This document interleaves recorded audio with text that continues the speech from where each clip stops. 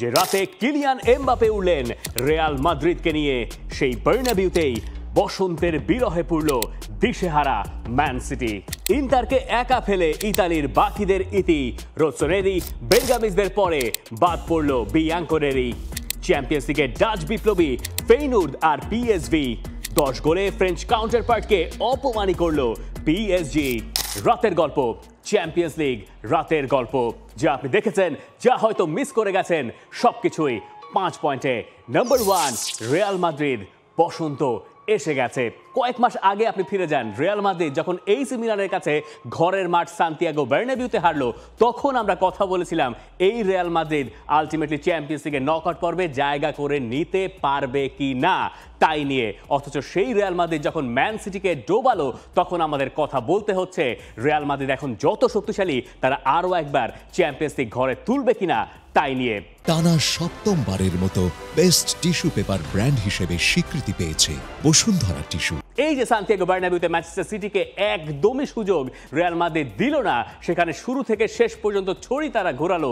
এই জায়গাতেই রিয়াল মাদ্রিদের মাহাত্ম্য, এই জায়গায় তারা বাউন্স ব্যাকটা করে। এবং আপনি যদি একটু ধারণা করে দেখেন যে আগের মৌসুমগুলো রিয়াল মাদ্রিদ ঠিক একইভাবে বাউন্স ব্যাক করেছে। এই ফেব্রুয়ারি মাস নাগাদ এলেই কার্লো আনচেলত্তি তার দলটাকে দারুণ এক ছন্দে নিয়ে আসেন। কিলিয়ান এমবাপে, ভিনিসিয়াস জুনিয়র অথবা রদ্রিগো সবাই থাকলেন ফর্মে, সঙ্গে জুড বেলিংহ্যাম, সেবায়োসের মিডফিল্ড, পেছনে ডিফেন্স, সবকিছু যেন সলিড। এবং এই রিয়াল মাদ্রিদ আসলেই ভয়ঙ্কর। যে 2 লেগে রিয়াল মাদ্রিদ ম্যানচেস্টার সিটির বিপক্ষে খেললো, সব মিলে যে জয়ের ব্যবধান সেটাকেও আপনি যদি একপাশে সরিয়ে রাখেন, রিয়াল মাদ্রিদের দাপট নিয়েই বহু কথা বলা যায়। এই ম্যাচে ম্যানচেস্টার সিটি ফাইট ব্যাক করবে এইটুকু ধরে নেওয়া হয়েছিল এবং তাদের নতুন ছন্দও দেখা যাচ্ছিল যে ম্যান সিটি সম্ভবত লং বলে ডিরেক্ট অ্যাপ্রোচে চলে যাবে। ম্যাচের একদম প্রথম মিনিটে একটা লং বল ম্যানচেস্টার সিটি পাঠালো রিয়াল মাদ্রিদের ডিফেন্স লাইনে, সেটা নস্যাৎ হলো। কিন্তু রিয়াল মাদ্রিদ জানালো তার 3 মিনিট পরেই যে লং বলে তারা আসলে কত ভয়ঙ্কর। রাউল আসেনসিওর ওই লং বল, এরপরে দিয়াজের ওই ভুল, সেখান থেকে কিলিয়ান এমবাপে চোখের পলকে বল যেভাবে জালে জড়ালেন, ওই জায়গাতেই খেলাটা পাল্টে গেছে। ম্যানচেস্টার সিটিও থমকে গেছে। এরপরে সেকেন্ড গোলটা কিলিয়ান এমবাপের একক দক্ষতা, তার সঙ্গে বাকি ফরওয়ার্ডদের চমৎকার কম্বিনেশন প্লে। তৃতীয় গোলটা শুধুমাত্র চেরি অন টপ। আর রিয়াল মাদ্রিদ ওই 2 গোলে যখন একবার এগিয়ে গেল, তারপরে ম্যানচেস্টার সিটির জন্য বাকি সময়টা কতখানি দুর্বিষহ হয়ে উঠেছিল সেটা নিশ্চয়ই আপনি জানেন। কিলিয়ান এমবাপেরও রেকর্ড হয়ে গেছে কতগুলো। এই কিলিয়ান এমবাপে এখন পেপ গার্দিওলার দলের এগেইনস্টে সবচেয়ে বেশি গোল করাদের একটা এলিট তালিকায় ঢুকে গেছেন। সেই তালিকায় আছেন করিম বেনজেমা, সেই তালিকায় আছেন লিওনেল মেসি। ফার্স্ট লেগের কথা চিন্তা করে দেখেন, তিনি ওই প্রথম গোলটা করেছিলেন বলেই বোধহয় রিয়াল মাদ্রিদের ফিরে আসার লড়াইটা শুরু হয়েছিল। যে গোলটায় তিনি অনেকখানি সময় নিলেন, একটা মিস কিক ছিল, সেখান থেকে বল জালে জড়িয়েছিল, একটা স্লো মোশন মনে হলো যে আস্তে আস্তে করে বহু সময় ধরে বলটা জালে জড়ালো। আর এই ম্যাচে ঘটনা পুরোপুরি আলাদা। যখন তিনি ওই ফার্স্ট শটে গোলটা পেলেন, মনে হলো বিদ্যুৎ গতিতে এডিরসনের জালে গিয়ে ওই বল প্রবেশ করলো। কিলিয়ান এমবাপের যতগুলো গোল হয়েছে এই 26 বছর বয়সে চ্যাম্পিয়ন্স লিগে, সেটা আমাদেরকে এলিটদের কথাই মনে করাচ্ছে। এক পাশে ক্রিস্টিয়ানো রোনালদো, অন্য পাশে লিওনেল মেসি, আর মাঝখানে কিলিয়ান এমবাপে। 26 বছর বয়সে চ্যাম্পিয়ন্স লিগে কার কত গোল হলো, সেই তালিকায় এমবাপে যেখানে আছেন, সেটা এমবাপেকে কোন জায়গায় রাখছে সেটা আর বলার প্রয়োজন বোধহয় রাখে না। এমবাপে এতদিন চ্যাম্পিয়ন্স লিগ জিততে পারেন নাই, তিনি তার কাঙ্ক্ষিত ঠিকানায় এসে গেছেন। এখন প্রশ্ন হচ্ছে রিয়াল মাদ্রিদে তিনি সেই কাজটা করে দেখাতে পারবেন কিনা। কার্লো আনচেলত্তিকেও ক্রেডিটটা আপনার দিতে হবে। এই যে মাস কয়েক আগেও এত কথা হচ্ছিল ভিনিসিয়াস আর এমবাপে একসঙ্গে তাদের জোড় মেলে কিনা, কারো ভেতরে একটু হিংসা বিদ্বেষ আছে কিনা, কিন্তু যখন এমবাপে লাফিয়ে ওঠেন, ভিনিসিয়াস জুনিয়রও তার সঙ্গে একই উদযাপনে মাতেন। এই সব কিছুই রিয়াল মাদ্রিদের হেলদি টিম কম্বিনেশনের অংশ। আর আপনি যদি ট্যাকটিক্যালি এই ম্যাচটা ব্যাখ্যা করেন, রিয়াল মাদ্রিদ ম্যাচটা শুরু করলো 4-3-3-তে, কিন্তু যখন তারা ডিফেন্ড করছে কি দারুণভাবে তারা আবার 4-4-2-তে উইদাউট দ্য বল ট্রানজিশনে নিজেদেরকে গুছিয়ে নিল। একটা ভুলও রিয়াল মাদ্রিদ করলো না। এই জায়গাগুলো বলছে রিয়াল মাদ্রিদের শক্তির কথা। লা লিগায় তারা খানিকটা পিছিয়ে আছে বটে, কিন্তু এখনও লা লিগায় অনেকটুকু সময় বাকিও আছে। আলাদা করে রাউল আসেনসিওকে নিয়ে কথা না বললে সম্ভবত ভুল হয়ে যাবে। তিনি যখন থেকে রিয়াল মাদ্রিদের ডিফেন্সে আসা শুরু করলেন নিয়মিতভাবে, তার উপর চাপটা আপনি একবার ভাবুন। আতলেতিকো মাদ্রিদের সঙ্গে চাপ ছিল, তিনি চ্যাম্পিয়ন্স লিগে ম্যান সিটির বিপক্ষে খেলবেন সেই জায়গাতে চাপ ছিল, এই সেকেন্ড লেগে চাপ ছিল, সবগুলো পরীক্ষায় তিনি পাস মার্ক পেয়েছেন এবং তাকে নিয়ে কথা বলার সুযোগ এই সেকেন্ড লেগের পরেই মূলত এসেছে। পেপ গার্দিওলা ফার্স্ট লেগের আগে বলেছিলেন এমবাপে, ভিনিসিয়াস, রদ্রিগো আর বেলিংহাম এই চারজনকে আটকে রাখা কোনো দলের পক্ষে সম্ভব নয়, বরং তারা যে কোনো সময় ম্যাচ ঘুরিয়ে দিতে পারে। 2 লেগ মিলিয়ে রিয়াল মাদ্রিদের শুধুমাত্র ওই 4 জন নয়, পুরো রিয়াল মাদ্রিদই আসলে ম্যাচ ঘোরালো। আর সম্ভবত রিয়াল সমর্থকেরা এতদিন ধরে পেপ গার্দিওলার দলের বিপক্ষে এইরকম একটা দাপুটে জয়ের দেখাই দেখতে চাইছিলেন। অবশেষে সেই জয়টা রিয়াল মাদ্রিদ পেয়েছে। চ্যাম্পিয়ন্স লিগের রাউন্ড অফ 16-এ রিয়াল মাদ্রিদ ডিজার্ভিংলি থ্রু করে গেছে। Point number 2, Pep Guardiola featuring Murphy's ল।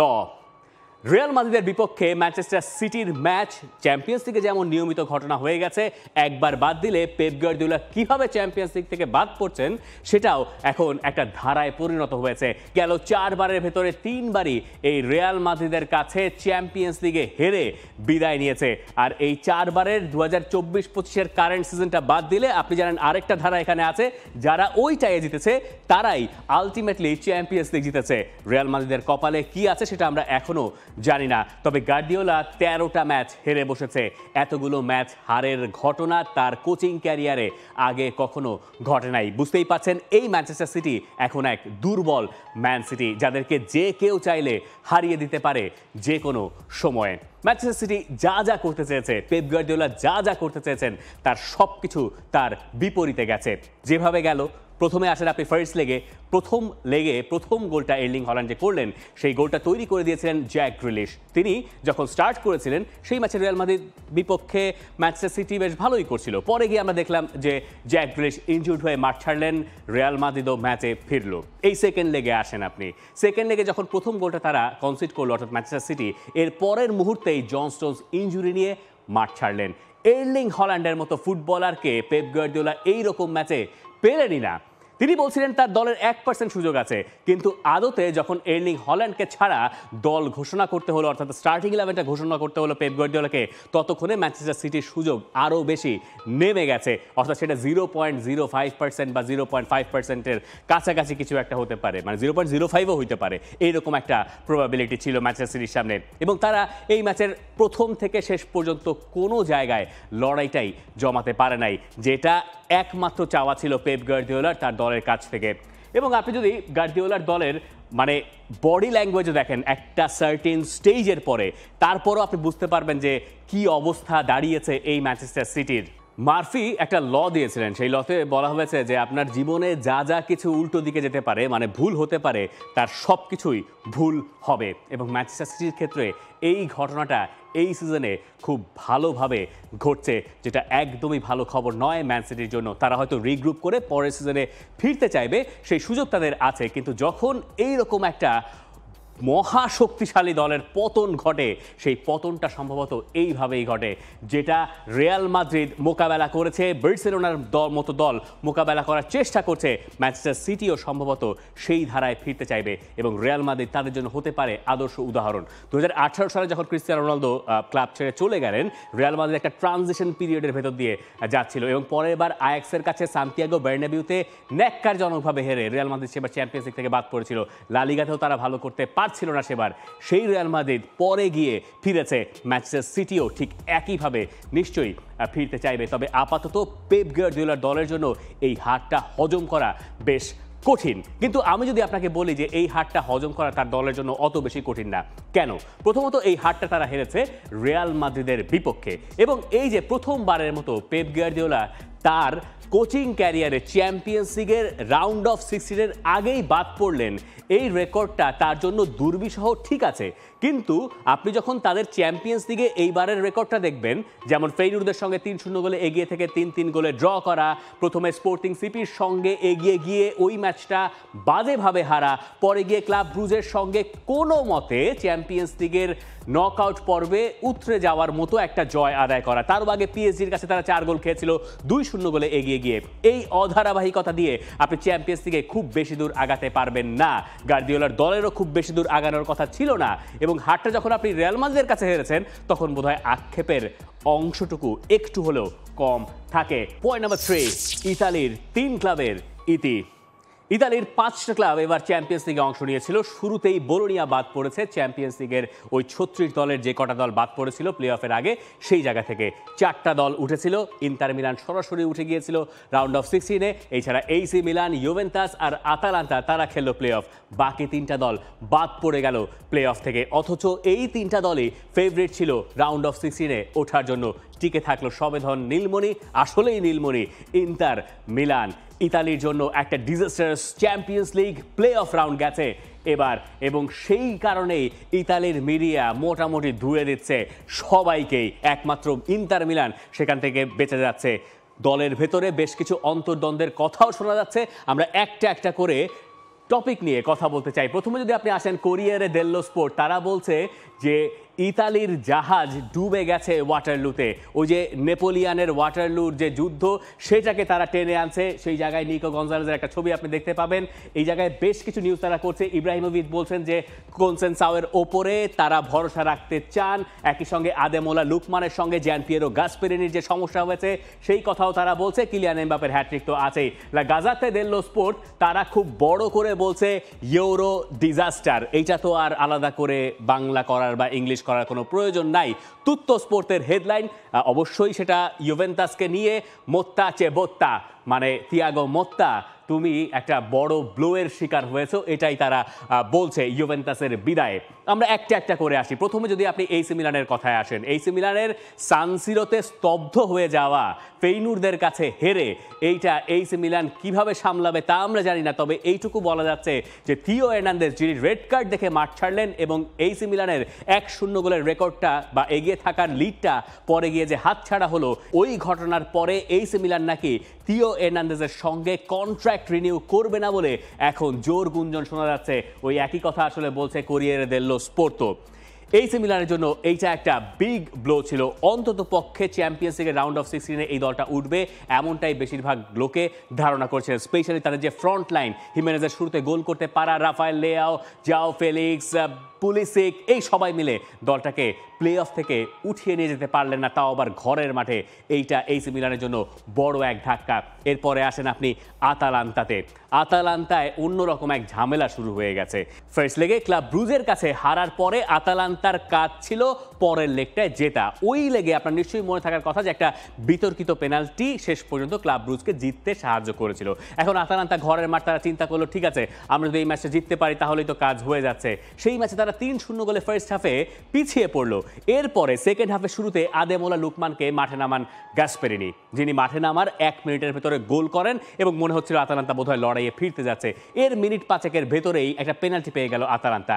সেই পেনাল্টি মিস করে বসেছেন আদেমোলা লুকমান, যিনি স্বপ্ন দেখালেন প্রথমে, তিনি আবার দলকে ডোবালেন। এবং ওই পেনাল্টি নিয়ে পরে গাসপেরিনি বললেন যে তিনি এই রকম বাজে পেনাল্টি কিক টেকার তার জীবনে কখনো দেখেন নাই। এবং কোচের এই কথাটা পার্সোনালি নিয়েছেন আদেমোলা লুকমান। তিনি পরে জবাব দিচ্ছেন, এভাবে একজনের ঘাড়ে দোষ চাপানোতে কষ্ট যে শুধু পেলাম তা না, এ তো রীতিমতো সম্মানহানি করা হলো। এই ক্লাব আর শহরের জন্য আমার প্রতিদিনের পরিশ্রম আর কমিটমেন্টের জন্য কোনো শ্রদ্ধা নাই। আপনি যদি আরও একবার গাসপেরিনির কথাটা পড়ার চেষ্টা করেন তাহলেও বুঝবেন যে কত বাজেভাবে তিনি তার প্লেয়ারকে কটাক্ষ করেছেন। তিনি বলছেন এই পেনাল্টি তো ওর নেওয়ার কথা না, আমার জীবনে ওর মতো বাজে পেনাল্টি কিক টেকার কমই দেখেছি। ট্রেনিংয়েও তো কনভার্ট করতে পারে না ভালো মতো, যেভাবে মারে সেটাও বাজে। তো এইরকম কটাক্ষ যখন আপনার কোচ আপনাকে করবে তখন একজন প্লেয়ার কষ্ট তাতে পেতেই পারেন। আর লুকমান আফ্রিকার বর্ষসেরা ফুটবলার হয়েছেন। তিনি ইউরোপা লিগে ওই গোল করেছিলেন বলেই বায়ার লেভারকুসেনকে হারিয়ে ইউরোপা লিগ জিতেছিল এই আতালান্তা, অর্থাৎ গাসপেরিনি শিরোপাটা জিতেছিলেন অবশেষে। সেই আতালান্তা এবং আতালান্তার কোচ প্লেয়ারের ভেতরে এইরকম দ্বন্দ্ব নিশ্চয়ই ভালো কোনো খবর নয়। পেনাল্টি তাদের কপাল পুড়িয়েছিল ফার্স্ট লেগে, আর এই সেকেন্ড লেগে এক একটা পেনাল্টি কি কনভার্ট করতে না পারা তাদের ক্লাবের ভেতরে অন্তর্দ্বন্দ্বটাকে নতুন করে ফুটিয়ে তুলেছে। প্রায় একই রকম ঘটনা ইউভেন্টাসে আছে। ইউভেন্টাস তারা হারলো প্রথম লেগে জেতার পরে 2-1 গোলে তারা নিজেদের ঘরের মাঠে পিএসভির বিপক্ষে জিতেছিল। পিএসভির মাঠে গিয়ে এক্সট্রা টাইমে গিয়ে তারা ম্যাচটা হেরে বসলো। এরপরে তাদের ক্লাব ক্যাপ্টেন মানুয়েল লোকাতেল্লিকে জিজ্ঞাসা করা হয়েছিল, যা তার জবাবটা তিনি এমনভাবে দিয়েছিলেন যে আমাদের চেয়ে ওদের জয়ের ক্ষুধা বেশি ছিল, আমরা একটা সুযোগ হারালাম। মানে তিনি পিএসভির কথা বলছেন। এরপরে থিয়াগো মোত্তা, যিনি ইউভেন্টাসের কোচ, তাকে বলা হলো যে আপনার প্লেয়ার তো এই কথা বলছেন, আপনি কি তার সঙ্গে একমত? তিনি বলছেন আমি একদমই একমত নই, না আমার মনে হয় না আমাদের চেয়ে ওরা বেশি জিততে চেয়েছে, আমি মোটেই একমত হতে পারলাম না। অর্থাৎ এক পাশে ক্যাপ্টেন, অন্য পাশে কোচ, এই জায়গাতেও একটা ঝামেলা লেগে গেছে। ইতালিতে এখন এই সব নিয়েই অনেক বেশি কথা হবে যে এইরকম তিনটা টিম কি করে উঠতে পারলো না। আতালান্তা হয়তো ওই দিক থেকে অনেকটুকু বেঁচে যাবে, কিন্তু এসি মিলান আর ইউভেন্টাসের পরের পর্বে উঠতে না পারাটা এইবারের চ্যাম্পিয়ন্স লিগের অন্যতম বড় ঘটনা। নাম্বার 4, ডাচ বিপ্লব। প্রথমে আসেন পিএসভি। তারা ঘরের মাঠে ইউভেন্টাসের কাছে হারার পরে পরের লেগে যেইভাবে বাউন্স ব্যাক করলো, এবং এখন আপনি চ্যাম্পিয়ন্স লিগের রাউন্ড অফ 16-এ দুটো নেদারল্যান্ডসের টিমকে পেয়ে যাচ্ছেন। এই ঘটনা 20 বছর পর চ্যাম্পিয়ন্স লিগে প্রথমবারের মতো ঘটতে যাচ্ছে। সময়টা ইতালির জন্য ঠিক যতখানি হতাশার, ঠিক উল্টো চিত্র এই ডাচ ক্লাবগুলোর ভেতরে। পিএসভির ওই উৎসব সারা রাতেই সম্ভবত চলেছে। আর আপনি যদি তার আগের রাতে ফেরত আসেন, যেখানে ফেইনুর্দ তারা হারিয়ে দিল এসি মিলানকে, সান সিরোকে স্তব্ধ করে দিয়ে, সেই জায়গায় যে ইন্টারেস্টিং গল্প আছে, এইটা বোধহয় চ্যাম্পিয়ন্স লিগে আর দ্বিতীয়বার আপনি দেখবেন না। এই ফেব্রুয়ারি মাসটা এখনো শেষ হয় নাই। এই ফেব্রুয়ারি মাস ফেইনুর্দের যেমনটা গেল, যেভাবে গেল, এইরকম গল্প চাইলেও লেখা যায় না। হলিউডের যারা স্ক্রিপ্ট লেখেন তারাও সম্ভবত এই জায়গায় ফেল মেরে যেতে পারেন। একদম মাসের শুরুতে আসেন, তাদের দলের চ্যাম্পিয়ন্স লিগের টপ স্কোরার হিমেনেজকে তারা বিক্রি করে দিল। কার কাছে বিক্রি করলো? এসি মিলানের কাছে বিক্রি করলো। কেন বিক্রি করলো? কারণ তাদের ক্লাবের টাকা প্রয়োজন। তারা কিন্তু জানতো যে চ্যাম্পিয়ন্স লিগ থেকে তারা পরের রাউন্ডে উঠেছে এবং তাদের জয়টা প্রয়োজন। এইরকম একটা পরিস্থিতি থেকে তারা তাদের সেরা প্লেয়ারকে মোটামুটি বিক্রি করে দিতে বাধ্য হয়েছে। এরপরে ফেব্রুয়ারি মাসের 2 তারিখে আয়াক্সের সঙ্গে তাদের ম্যাচ, মানে তাদের সবচেয়ে বড় প্রতিপক্ষ যারা, তাদের ভেতরে একটা দল আয়াক্স। তো সেই আয়াক্সের কাছে ডাচ লিগে তারা হেরে বসলো। পরের ম্যাচ 5 ফেব্রুয়ারি, তাদের সেই ম্যাচটা ডাচ কাপের কোয়ার্টার ফাইনালে। আরেক বড় প্রতিপক্ষ তাদের পিএসভি, তাদের নগর প্রতিদ্বন্দ্বীও, তাদের কাছে তারা 2-0 গোলে হেরে বাদ পড়লো টুর্নামেন্ট থেকে। এরপরে 9 ফেব্রুয়ারি লিগের ম্যাচটা কোনোভাবে জিতে তারা তাদের কোচকে স্যাক করলো, ব্রায়ান প্রেসকে। তো এই কোচ আবার এসেছিলেন আর্নে স্লট যখন লিভারপুলে গেলেন তার জায়গায়। তো কোচ বরখাস্ত, এরপরে 24 বা 48 ঘন্টার ভেতরে আপনার এসি মিলানের সঙ্গে ম্যাচ।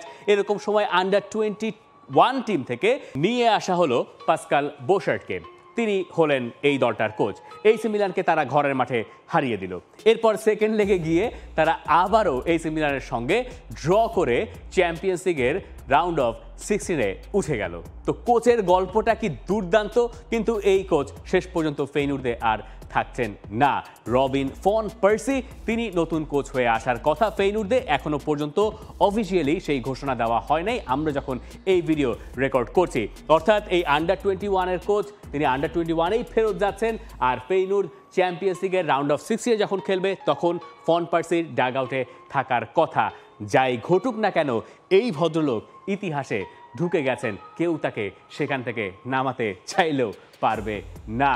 ফেইনুর্দের গল্প থেকে চ্যাম্পিয়ন্স লিগের পয়েন্ট নাম্বার 5-এ আমরা চলে যাই। এখন আপনি নিশ্চয়ই জানতে চাইবেন যে ভাই অনেক তো হলো, এইবার সামনে কি আছে? যে দলগুলো উঠে গেছে তারা কে কার মুখোমুখি হবে? PSG, club Brugge, Real Madrid, PSV, Benfica, Dortmund, Bayern Munich এবং ফেইনুর্দ। এই হচ্ছে দলগুলো যারা কোয়ালিফাই করে গেছে রাউন্ড অফ 16-এর জন্য। তাদের প্রতিপক্ষ কে হতে পারে? পিএসজি, তারা হয় লিভারপুলের সঙ্গে খেলবে, নইলে তারা বার্সেলোনার বিপক্ষে খেলবে। ক্লাব ব্রুজ, তাদের প্রতিপক্ষ লিল অথবা অ্যাস্টন ভিলা, অর্থাৎ মোটামুটি একটা কাছাকাছি প্রতিপক্ষ তারা পেতে পারে। রিয়াল মাদ্রিদ, তারা কি আতলেতিকো মাদ্রিদকে চায় নাকি তারা লেভারকুজেনকে চায়? আপনি যদি ব্যাপারটাকে একটু ঘুরিয়ে চিন্তা করেন, ধরেন আপনি আতলেতিকো মাদ্রিদ অথবা আপনি বায়ার লেভারকুজেন, তাহলে ঘটনাটা কীরকম দাঁড়াবে? যে আপনি আতলেতিকো মাদ্রিদ হলে হয় আপনি রিয়াল মাদ্রিদকে পাবেন, নইলে আপনি পাবেন বায়ার্ন মিউনিখকে। আপনার কাছে হয়তো দুটোই সমানে সমান, কিন্তু মাদ্রিদ ডার্বি হয়তো আপনি পেতে পারেন এইবারের চ্যাম্পিয়ন্স লিগের রাউন্ড অফ 16-এই। চ্যাম্পিয়ন্স লিগের ড্র শুক্রবারে, এরপরে নিশ্চয়ই আমাদের সেটা নিয়ে কথা হবে। তবে একটা ব্যাপার এখানে ঘটতে পারে, সেটা হচ্ছে এরকম যে আপনি মাদ্রিদ ডার্বি দেখতে পারেন অথবা অল জার্মান এনকাউন্টারও দেখতে পারেন। অর্থাৎ রিয়াল মাদ্রিদ যদি আতলেতিকো মাদ্রিদকে পায়, তাহলে অন্য পাশ দিয়ে অবধারিতভাবেই লেভারকুজেন আর বায়ার্ন মিউনিখের ম্যাচ ঘটতে যাচ্ছে, তাতে আসলে ওই একই দেশের দুটো দলের ভেতরে খেলা। এরপরে পিএসভি তারা হয় আর্সেনাল অথবা ইন্টার মিলানকে পাচ্ছে, বেনফিকা তাদের প্রতিপক্ষ হবে হয় বার্সেলোনা নয় লিভারপুল, অ্যাস্টন ভিলা লিল তারা হয় খেলবে ডর্টমুন্ডের সঙ্গে, আর বায়ার্ন মিউনিখের ব্যাপারটা তো আমরা বললামই, ফেইনুর্দের ঘটনাটাও তাই।